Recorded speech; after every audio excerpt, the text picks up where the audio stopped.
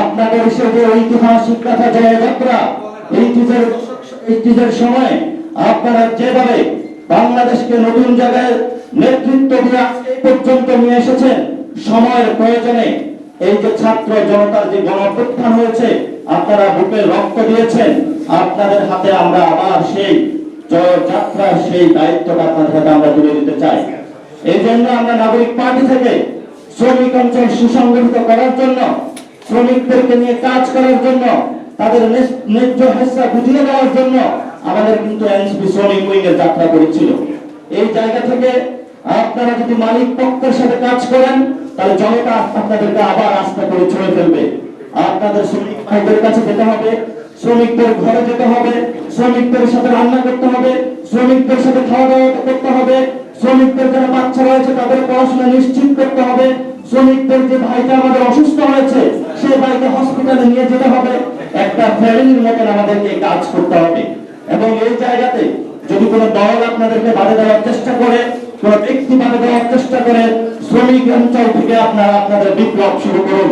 এই বিপ্লবে আপনারা যেরকম ছাত্রদের বিপ্লবের সাথে আমরা ক্যাম্পাস থেকে মার্চ করে, পাড়া অঞ্চল থেকে মার্চ করে শ্রমিক অঞ্চলে ইনশাআল্লাহ যাব।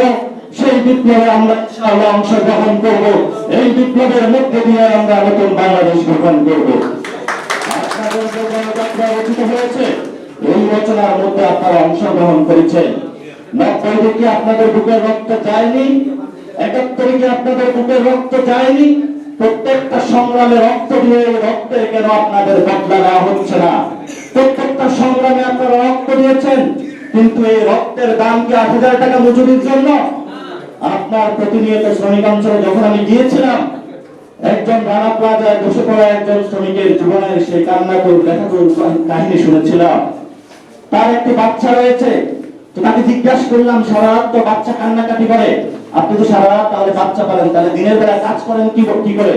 বললো, তেঁতুল বড় এই যে চুকা জাতীয় যে জিনিস, টক জাতীয় জিনিস, তা হলো তা অফিসে নিয়ে যায়, সেটা সে পুরো দিনের বেলা সে এটা ভক্ষণ করে, যার ফলে তো তার চোখে আর ঘুম আসে না, রাতের বেলা বাচ্চা পালে, দিনের বেলায় হলো এই যে বাংলাদেশের যে শ্রমিকদের যে সুতার কাজটা, সে প্রতি পুঙ্খানুপুঙ্খানুভাবে চোখে দৃষ্টি সজাগ রেখে সেই কাজটা করতে হয়। এই ধরনের সংগ্রামের জন্য কি আমরা এই বাংলাদেশ চেয়েছিলাম? আমরা এই বাংলাদেশটা এমন ভাবে চাইনি। আপনারা লড়াইয়ের প্রস্তুতি নেন, আমরা প্রতিজ্ঞাবদ্ধ আছি, নাগরিক পার্টি প্রতিজ্ঞাবদ্ধ আছে। আমরা আপনাদেরকে এই জায়গায় রাখতে চাই না, আপনারা এই জায়গায় আসার দরকার নাই। আপনারা আপনাদের মিল, কল কারখানা বিভিন্ন যে জায়গায় আছেন, আপনারা সেখানেই থাকুন।